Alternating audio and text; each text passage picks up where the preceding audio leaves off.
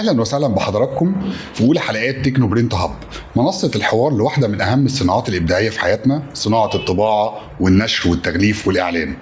عشان الصناعه دي مهمه، عشان الصناعه دي ابداعيه، لازم تكون اولى حلقاتنا مع خبير الصناعه، خبير الاكاديمي، خبير في الشرق الاوسط وعلى مستوى العالم، الاستاذ الدكتور جورج نوبار، عميد كليه الفنون التطبيقيه جامعه بدر. اهلا بسيادتك اهلا دكتور هيثم. انا مبسوط ان انا اكون معاك في الحلقه الاولى من تكنو برينت هاب، وده اسم جميل جدا بيدل ان احنا مش جايين نحكي وبس، لا ده يعني حاجه مهمه عن صناعه رائده وابداعيه ويعني حياه ابتكاريه وبتخدم على كل الصناعات، هي صناعه الطباعه. فاحنا دي صناعتنا فخورين بيها ونتمنى ان شاء الله انها تعجب الناس باذن الله. اهلا بسيادتك. خلينا نبدا معاك من الجذور بسؤال يبدو ان اجابته بسيطه، بس هو سؤال اجابته ملهمه. يا ترى لو احنا بنتكلم عن صناعه زي صناعه الطباعه، الجذور والبدايه بتاعتها ابتدت من الحضاره الصينيه، ولا ابتدت من الحضاره المصريه القديمه، ولا ابتدت من يوحنا جوتنبرج في اوروبا؟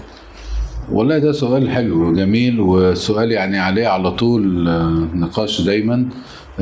طبعا في مراجع كتيرة بتقول ان الصينيين هم اول ناس ابتدوا وعملوا حتى بيها بعض القوالب وبعض الحروف الخشبية على القماش وحاجات كده. بعد كده في ناس تقول طبعا القدماء المصريين الفراعنة ان هم ابتدوا فعلا يعملوا حاجات كتيرة جدا على البردي، على الحوائط. حتى الناس بتقول ان هم عملوا مثلا تغليف باكجينج في الخزف كأول مرة. ناس بيقولوا عملوا الى حد براندنج، يعني انهم طبعا مش بمعنى براندنج بس يعني كانوا بيعملوا الاشكال دي. لكن طبعا اللي عمل الصناعة ما فيش شك هو يوحنا جوتنبرج في منتصف القرن ال15، لان دي اللي بقى فيها بقى انتاج، ابتدى بقى فيه انتاج كمي، الانتاج الكمي للطباعه. واحنا نحب دايما نقول انه مثلا من يعني نقول من الكتابات اليدويه مخطوطات الى ان وصلنا للطباعه الرقميه دلوقتي. يعني دي تطور الطباعه. يعني نقدر نقول ان الفكره جايه من الحضاره المصريه القديمه، نقدر نقول ان التقنيه جايه من الحضاره الصينيه، نقدر نقول ان الصناعه وبدايتها الحقيقيه من يوحنا جوتنبرج في اوروبا.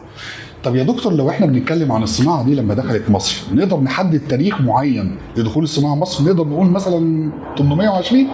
والله شوف حضرتك، هو التوثيق الصح يعني انه هي الطباعه مصريه، يعني ان يبقى في مطبعه مصريه وتتم اول مطبوع مصري. طبعا هي المطابع الاميريه اللي هي محمد علي باشا ابتداها في 1820 و21 22 الطباعه اشتغلت. لكن الحقيقه اول ماكينات طباعه دخلت مصر وطبعت ما كانتش ماكينات مصريه، هي 3 ماكينات كان نابليون بونابرت جابه معاه وهو جاي في الحمله الفرنسيه. حتى هو طبع في البحر وهو جاي، ودي كانت حاجه كويسه بالنسبه له، لان هو كان عارف انه عايز يخاطب الجيش بتاعه، عايز يخاطب الناس الشعب المصري، فهو طبع في البحر وهو جاي جاب معاه الحاجات يعني. فدي كانت البدايه يعني. فبنقول اول حاجه اتطبعت، هو طبع شويه على المركب شويه هنا 1798، لكن 1801 وهو ماشي خد المكنات الثلاثه دي معاه. فبعد كده اول مطبعه ومطبوعات مصريه صرف كانت في 1820 21 و22 مع المطابع الاميريه. طبعا المطابع الاميريه تاريخ مشرف، تاريخ عظيم. بس خلينا نكون صراحه يا دكتور جورج، النهارده احنا في عصر الموبايل، عصر الانترنت، عصر الذكاء الصناعي. كتير بنسمع من حوالينا يقول لك خلاص الطباعه انتهت، الطباعه ماتت. ايه راي حضرتك في الكلام ده؟ والله شوف يا دكتور، ده اكتر سؤال عايز اقول بيعصبني انا لانه هو بعيد تماما عن الواقع وبعيد تماما عن الحاجه اللي احنا عايشينها وسيادتك شايفها. لانه الطباعه بتزيد مش بتقل صراحه. يعني احنا عندنا هنقول ان الطباعه بتزيد لان بتزيد على خامات جديده ما كناش متخيلين نطبع عليها. مش هقول طبعا السيراميك والفخار والورق الحائط والخشب حتى التورته على الميه، على اي حاجه، على السقف، على القماش، على الازاز، على الخشب، كله يعني. لكن مش ده بس، تطبيقات اختلفت خالص، تطبيقات بقت جديدة جدا. وزي ما احنا طبعا في بعض الحلقات هنتكلم عن الطباعة الوظيفية، الطباعة الصناعية، دي حاجات كلها دخلت ما كانش موجودة الأول يعني. فهي صناعة الطباعة كصناعة بتتوسع، بتزيد، بتتعدد. وطبعا على رأس هذا كله التغليف، لأنه احنا عمرنا ما هنقدر نشرب مثلا قهوة إلكترونية، صعب. صح. وحتى قلت مقوله حلوه في مره بتقول لي ان احنا مش هنقدر نعمل داونلود لكوبايه عصير، علبة عصير. فطبعا دي حاجه بديهيه. وبالتالي واحنا لما نتكلم مش العالم بس، ناخد مصر يعني مصرنا الحبيبه، ان احنا بنزيد 2 مليون صافي في السنه تقريبا، وبالتالي الناس دي عايزه تاكل عايزه تشرب، فالتغليف بيزيد. والطباعه في الاخر مش عايزين نقول انه في ناس بتاخدها ان هي الجورنال المطبوع، لا حتى الصحافه بتزيد وبتنتشر وبقت على السوشيال ميديا وبقت على الموبايل. الصحافه المطبوعه يمكن هي اللي بتقل، لانه طبعا الصحافه الثانيه اللي هي فيها مالتي ميديا، وسائل متعدده، بيبقى فيه فيديو فيه صوت فيه تحديث سريع، فانا مش هستنى الجورنال يجي لي. لكن مش معنى كده الصحافه انتهت. نفس الحاجه في التصوير، انا ما اعرفش اصور النهارده بفيلم كودك ولا حمضه كمثال يعني، لكن التصوير زاد، كل واحد في الموبايل عنده 30 40 الف صوره، زمان ما كانش عندنا 500 صوره. فصناعه التصوير بتزيد بس في وسائل تانية بخامات تانية في شكل تاني، فالطباعه لا بتزيد. هو اي حد يقول غير كده هو مش عايش معانا ومش واقعي صراحه. يعني الطباعة عمرها ما هتنتهي، الطباعة بتتغير شكلها، بيتغير الوسيط اللي بتظهر عليه. طب بما اننا في منصة زي تكنو برينت هاب، نقدر نقول ايه دور الذكاء الصناعي في الصناعة بتاعتنا، في الصناعة الإبداعية، في مجال الطباعة، في مجال النشر، في مجال التغليف، حتى في صناعة الإعلان؟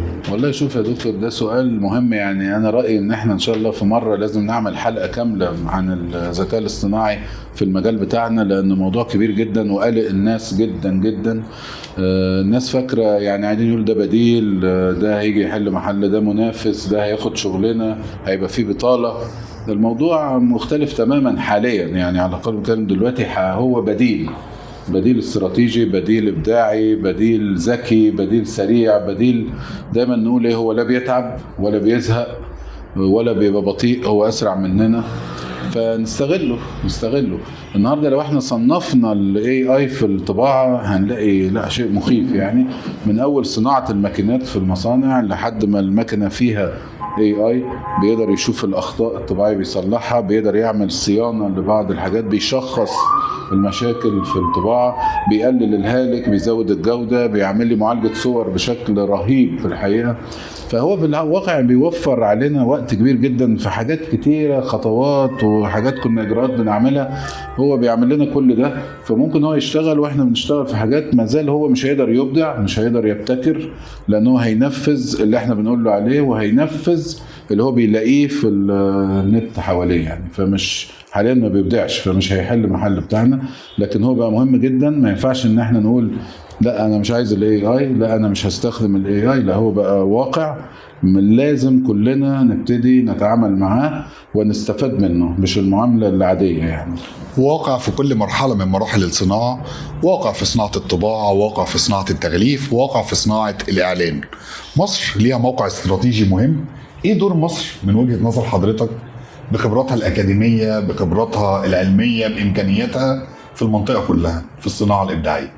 والله شوف حضرتك، احنا مصر دي يعني حاجة عظيمة جدا، واحنا كان مش مجاملة، مش عشان دي بلدنا، ده واقع يعني ما حدش يقدر ينكره. احنا طبعا يعني بلد ذكرت في كل الأديان، كتب السماوية، الأنبياء كلهم جم. الموقع بتاعها مش طبيعي يعني ربنا خصها بموقع سبحانه وتعالى مش سهل. فانت النهارده عندك بحرين وعندك النيل وعندك القناه، وانت في وسط 3-4 قارات بالظبط، يعني هب يعني. فدي كلها مميزات لا شك فيها يعني. مصر كانت طول عمرها طبعا مستهدفه من زمان لحد النهارده من طرق مختلفه، بطرق الى ان وصلنا لطرق الكترونيه حاليا طبعا.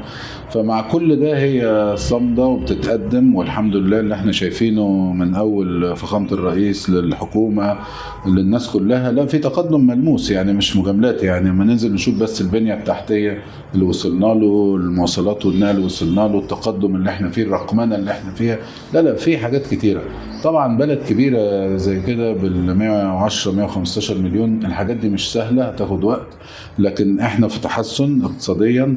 حتى العمله الصعبه شايفينها استقرت وبتنزل، فدي ميزه كويسه. احنا لازم نركز زي ما كل الدوله ماشيه فيها، ان احنا نعمل توطين للصناعه، ده شغلنا، احنا لازم نساعد. التصدير لازم يزيد، الاستيراد لازم يقل.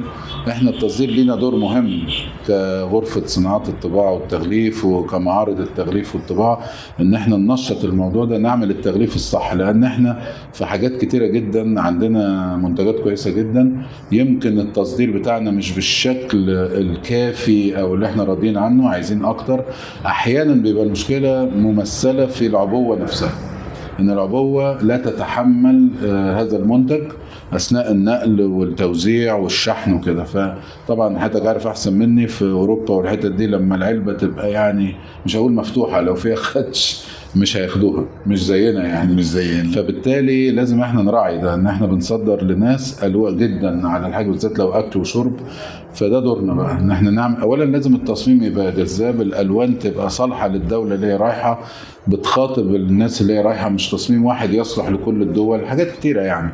ونبتدي لازم نشوف صراحه موضوع القوانين والتشريعات اللي بتطلع، بمعنى انا النهارده الباركود مش هيقعد فتره خلاص، يعني هيخش الار اف اي دي الان سي كيو ار كود لحد ما نروح للسنسورز، هنروح للبلوك تشين.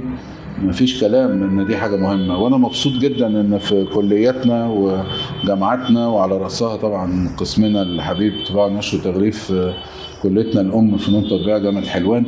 الحقيقه انا كنت هناك من اسبوعين، في ابحاث بتتسجل في المواضيع دي، فدي حاجه تشرفنا، حاجه تدي ثقه ان احنا لا بخير والناس بتفكر صح. لانه يعني هيجي الوقت مثلا، يعني لو طلع تشريع ان 2027 او 30 لو ما عندكش الار اف اي دي او الان اف سي مثلا في الباكج بتاعتك مش هتقدر تصدر، مش هتقدر تصدر. فهي ما بقتش كماليات، يعني حاجه واجب علينا اساسيه.